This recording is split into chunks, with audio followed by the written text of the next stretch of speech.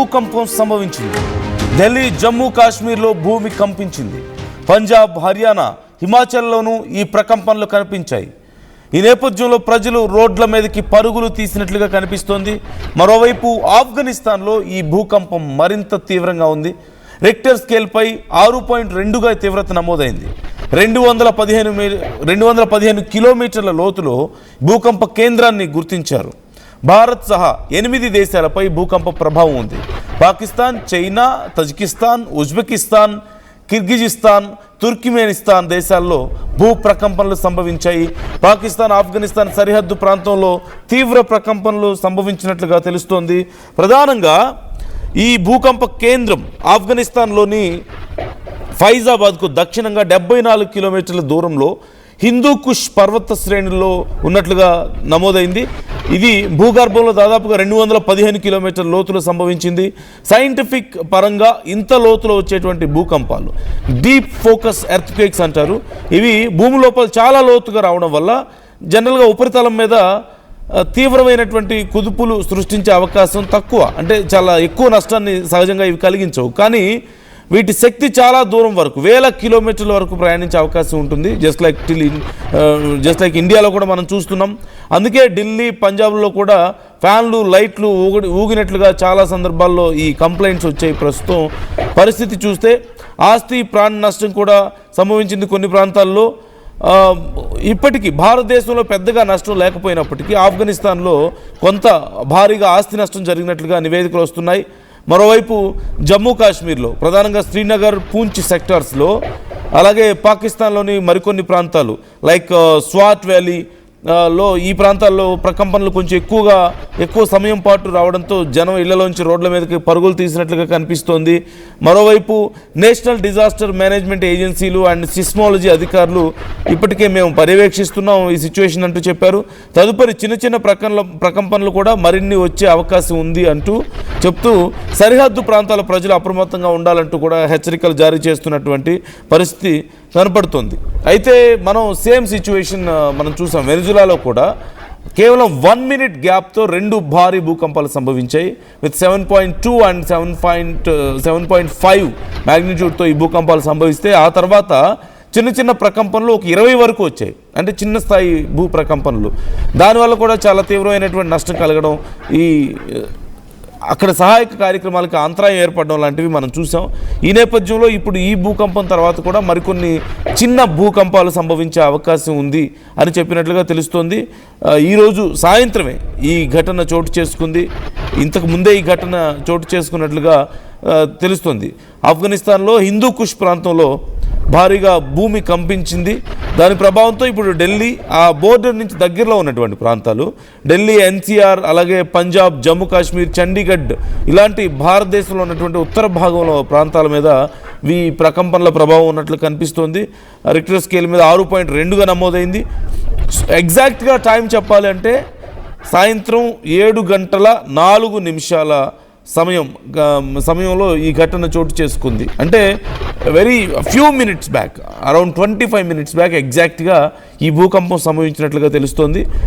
ఇప్పుడు ఆఫ్ఘనిస్తాన్లో జుర్మ్ లేదా కలాఫ్గన్ ప్రాంతానికి సమీపంలో భూగర్భంలో దాదాపుగా 125 కిలోమీటర్ల లోతులో ఈ భూకంప కేంద్రం ఉన్నట్లుగా national centre for seismology NCS దీనికి సంబంధించి డీటెయిల్స్ ఇచ్చింది.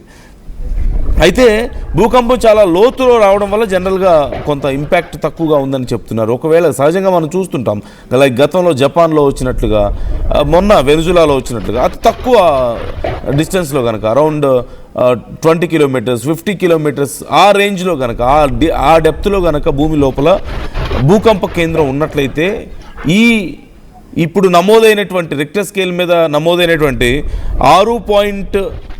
6.5 స్థాయి కాకుండా చాలా తీవ్రమైనటువంటి నష్టాన్ని కలిగించే అవకాశం ఉంది. చాలా అరౌండ్ 7 to 7.5 to 8 వరకు కూడా ప్రకంపనల తీవ్రత ఉండే అవకాశం ఉంది. అదృష్టవశాత్తు 215 కిలోమీటర్ల లోతులో ఈ భూకంప కేంద్రం ఉంది కాబట్టి కొంత తక్కువ ఇంపాక్ట్ ఇక్కడ మనకు కనిపిస్తుంది. సో చాలా వరకు అదృష్టవశాత్తు భారతదేశంలో పెద్దగా నష్టం ఏమి జరగలేదు. జమ్మూ కాశ్మీర్ కానీ, పంజాబ్ కానీ, చండీగఢ్ కానీ, హర్యానా కానీ, హిమాచల్ ప్రదేశ్ అండ్ ఢిల్లీ ఎన్సీఆర్ ఈ ప్రాంతాల్లో ఇంపాక్ట్ కనిపిస్తుంది. ఇతర దేశాల గురించి చూస్తే Afghanistan, Pakistan, Tajikistan, Uzbekistan, Turkmenistan, Kyrgyzstan ఈ ప్రాంతాల్లో, అంటే చైనా సరిహద్దు ప్రాంతాలు, ఈ ప్రాంతాల్లో ప్రకంపనలు సంభవించినట్లుగా కనిపిస్తున్నాయి. ఇక్కడ కొంత ఇంపాక్ట్ ఎక్కువగా ఉంది.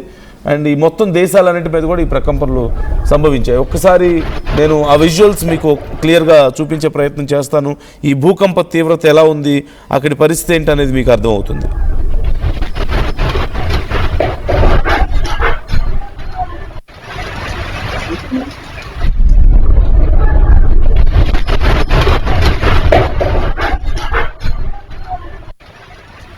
సో మీరు చూస్తున్నారు ఆ ప్రాంతంలో ఇళ్ళు అన్నీ కూడా ఎలా ఊగిపోతున్నాయో మీకు కనిపిస్తుంది. చాలా ప్రాంతాలలో బైక్స్, కార్స్ అన్నీ కూడా షేక్ అవ్వడాన్ని మీరు గమనించవచ్చు, including the CC camera visuals also you can observe.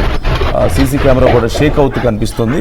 చాలా ప్రాంతాల్లో జమ్మూ కాశ్మీర్, ఆ పరిసర ఢిల్లీ, జమ్మూ కాశ్మీర్ ఈ పరిసర ప్రాంతాల్లో, పంజాబ్ ప్రాంతాల్లో ఇళ్లలో ఫ్యాన్లు లేదంటే ఈ కిచెన్లో ఉన్నటువంటి సామాను ఇలాంటివన్నీ కూడా షేక్ అవ్వడం, కొంచెం కింద పడడం లాంటివి జరిగాయి. అదృష్టవశాత్తు భారతదేశంలో ఇప్పటికైతే పెద్దగా ఆస్తి నష్టం కానీ ప్రాణ నష్టం కానీ జరగలేదు. కానీ ఇటు ఆఫ్ఘనిస్తాన్ ఈ పరిసర ప్రాంతాల్లో కొంత ఆస్తి నష్టం సంభవించినట్లుగా కనిపిస్తుంది. అయితే వరుస భూకంపాలు ఈ ఇయర్లోనే చాలా తీవ్రమైనటువంటి భూకంపాలు మనకు కనిపిస్తున్నాయి. ఎస్పెషల్లీ జపాన్లో మనం చూసాం, చాలా భయంకరమైనటువంటి భూకంప పరిస్థితులు చూసాం. వందల కొద్ది భూకంపాలు సంభవించాయి. జపాన్ మొత్తం అల్లాడిపోయినటువంటి పరిస్థితి. ఇక మొన్నటికి అంతకుముందు ఈవెన్ బంగ్లాదేశ్లో అదే పరిస్థితి కనిపించింది. శ్రీలంకలో కొన్ని భూకంపాలు నమోదయ్యాయి. అలాగే యూరోపియన్ కంట్రీస్లో అక్కడక్కడ కొన్ని భూకంపాలు. ఇప్పుడు నిన్న చూసినటువంటి ఘటన వెనిజులాలో ఎంత తీవ్రమైనటువంటి భూకంపమో, ఎన్ని వందల మంది ప్రాణాలు కోల్పోయారు, కొన్ని వేల మంది గాయపడ్డారు, ఇన్ఫ్యాక్ట్ లక్షల మంది నిరాశ్రయులైనటువంటి పరిస్థితి కనిపిస్తోంది. ఇంకా అక్కడ సహాయక చర్యలు కొనసాగుతూనే ఉన్నాయి. మరోవైపు ఇప్పుడు నేను స్క్రీన్ మీద మీకు రైట్ సైడ్ చూపిస్తున్నటువంటి విజువల్ అక్కడ వెనిజులాలో చోటు చేసుకున్నటువంటి ఘటన. ఇటు లెఫ్ట్ సైడ్ మీరు చూస్తున్నది ప్రజెంట్ ఢిల్లీలో నమోదైనటువంటి భూకంపం, ఢిల్లీ ఉత్తర భారతదేశంలో నమోదైనటువంటి భూకంప తీవ్రతకి సంబంధించిన విజువల్. నేను ఈ రెండు మీకు చూపించే ప్రయత్నం చేస్తున్నాను.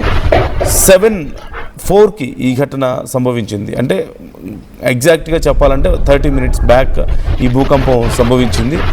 మొత్తం చుట్టుపక్కల దేశాల్లో, చైనా చుట్టుపక్కల దేశాల్లో కూడా కనిపిస్తుంది. దీని ఇంపాక్ట్ చాలా ఎక్కువగా కనిపిస్తుంది. అయితే ఇక్కడితో అయిపోలేదు, మరొకసారి మరి చిన్న భూకంపాలు సంభవించే అవకాశం ఉంది అని కూడా చెప్తున్నారు. ఎస్పెషల్లీ చైనా బోర్డర్కి దగ్గరగా ఉన్నటువంటి ప్రాంతాలు, అలాగే ఇటు ఆఫ్ఘనిస్తాన్ ఈ ప్రాంతాలకు దగ్గరగా ఉన్నటువంటి ప్రాంతాలు, ఉత్తర భారతదేశం మొత్తం మీద ఇంపాక్ట్ కనిపిస్తుంది. కేర్ఫుల్గా ఉండాలంటూ కూడా అధికారులు సూచిస్తున్నారు. సో ఈ ఘటనకు సంబంధించి వరుస భూకంపం, అంటే ప్రపంచవ్యాప్తంగా చాలా ఫ్రీక్వెంట్గా భూకంపాలు సంభవించడానికి కారణం ఏంటని మీరు అనుకుంటున్నారు? Tectonic plates movements is the basic reason behind these earthquakes. కాకపోతే ఇంత ఫ్రీక్వెంట్ షిఫ్టింగ్స్ ఎందుకు జరుగుతున్నాయి, ఇంత ఫ్రీక్వెంట్గా ఎందుకు భూకంపాలు సంభవిస్తున్నాయి? ఇంకేదైనా పెద్ద కారణం ఉందా? చాలా ర్యాపిడ్గా, చాలా ఎక్కువగా నంబర్ ఆఫ్ ఎర్త్క్వేక్స్ రావడం అంటే కొంచెం ఆలోచించాల్సిన విషయం. ఎక్కడో ఒక చోట వస్తే ఓకే, కానీ ప్రపంచవ్యాప్తంగా చాలా దేశాల్లో చాలా భయంకరమైన భూకంపాలు సంభవిస్తూ ఉన్నాయి. ఖండాలే ఊగిపోతున్నటువంటి పరిస్థితి. ఏదైనా భారీ చేంజెస్ జరుగుతున్నాయా భూమి అంతర్భాగంలో, లేకపోతే ఇంకేమైనా ఉపద్రవానికి ఇవి సూచనలా? మీకేమనిపిస్తుంది ఈ ఘటనలు చూస్తుంటే? కామెంట్ చేయండి.